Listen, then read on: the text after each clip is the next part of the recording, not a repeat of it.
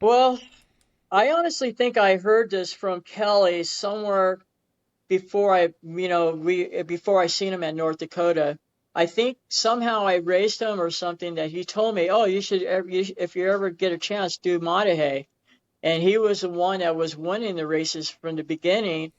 And I was always in the hunt of trying to get promoters to fly me to their race. And I got lucky to contact the promoter in Maah Daah Hey, and it was Nick, and then Nick was nice and said, we would love to have you, let me know whatever it takes, we'll get you here. And that's kind of how it started. So I had a race to put in my calendar for the year, and that was, Maah Daah Hey for that month. And then Nick was so nice, to invite me that, you know he took care of me the whole time I was there. So it was really a treat. And so I got to, stay at a hotel. Then I heard all the stories, with Nick's side, and his girlfriend's father owns the hotel, and on and on. So I got to learn a lot about Nick's whole family, and it was really a really nice story, because there was, he's had so many. There was just so many people involved in Nick's life that once yeah, so it kind of just, once I got to really like Nick and Nick liked me and he loved having me in his race, and his race was really a cool race. This, Yeah. the work that he put to put the race on, it was just a nice story in itself. And then the people were super nice, and I never thought of North Dakota being so much fun, but I've never ridden a course that was 100 miles almost of all single track. I mean, Yeah. and literally you can minus maybe 5 miles of just open road at the whole entire race. But I have never done a race that's literally point to point 100 miles of all single track. And if mountain biking is all about riding single track, so everybody wants to buy a mountain bike that are just recreation people going out on weekends. They want to ride single track. They don't want to ride fire roads. They don't want to ride anything that's boring. They want to go downhill or ride fun single track. And this had it all. I mean, this was one long roller coaster from point to point. It was a ride that you get a ticket, and you get that ticket to ride this 100 miles, and you have the most fun of your whole life for 9 hours of riding single track. So and after every time I say that, I always say, once after this race, I don't need to practice single track for the whole year. I'll just ride road. So yeah, it was really a dream. And what's fun about it is that it's a fun single track. It's like hey Josh, it's like love your haircut. My son just walked in. Say it. Hello, John. Right? So, John. Yeah. Right, John. Hey, man. This Yes, is my sir. Yeah. son Joshua. He just got a Right haircut. on, man. That's Yeah. me. All right. So, He just walked. this is a podcast, correct? Yeah. Oh, what's up, podcast? Yeah, My bad. yeah. So yeah, he's a You big were kid. you were at the race Like, this past year, right, man? yeah, he did come. Yeah, I did. Wait, which one? The Montague. Monte? Yeah, I was there. I was there. I was Yeah, there. and he Right got to on, man. stop and see me suffer. He never seen me. I Mm-mm. told him I haven't suffered that hard in a long time, and I literally suffered. And he was there that gave me the motivation to Oh, finish. yeah. So that gave me even extra suffering. So I really stuck it out. But it was, without him there, I don't know if I would have had the drive to have made it. But I knew that if I didn't make it, I would have never seen his face at the finish line until Mhm. somewhere getting picked up on the ground, laying somewhere dead.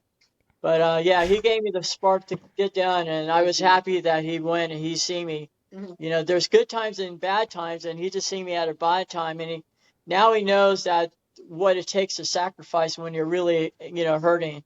So he got to see me sacrifice. Yeah, absolutely. No, that was dope. It's good to see you push that Yeah, hard. thanks. All right.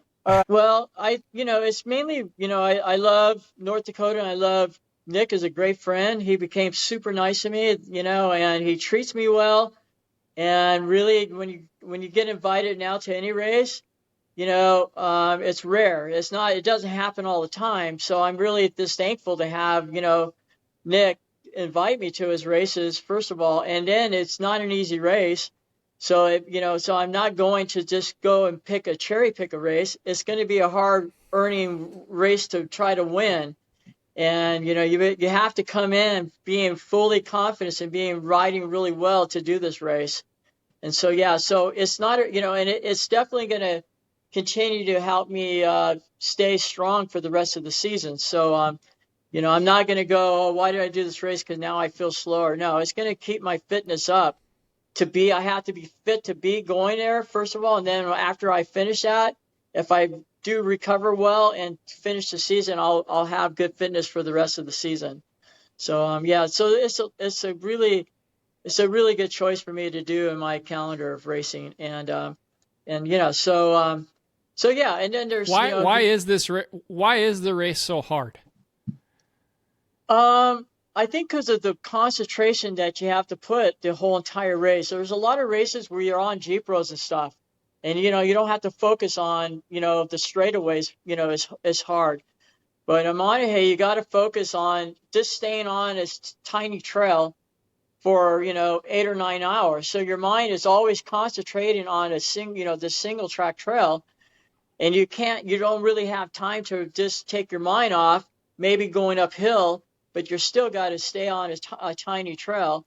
And so you always got to focus on staying on this trail the whole entire race. And I think that right there, and then you have these gates that you have to lift up, and these gates become heavier than heavier as you go on. And so I think it's mainly just having that mental focus for a whole entire race. Where in a lot of races you don't have to put that much energy on a track. I mean, it's a different kind of focus on some races. Some races it's just a Jeep road, and maybe it's just different. Because of that. It's mainly because of the focus. You have to stay on the trail. You got to ride all the trails at a certain speed. You can't brake too much. You got to flow with the trails all the time, and that means that you got to always stay on the gas. And as soon as you make bobbles and turns and stuff, then that takes energy away, and then you start to get frustrated because you're making too many mistakes. So yeah, it's really just trying to have a good rhythm entire race, and that makes it hard.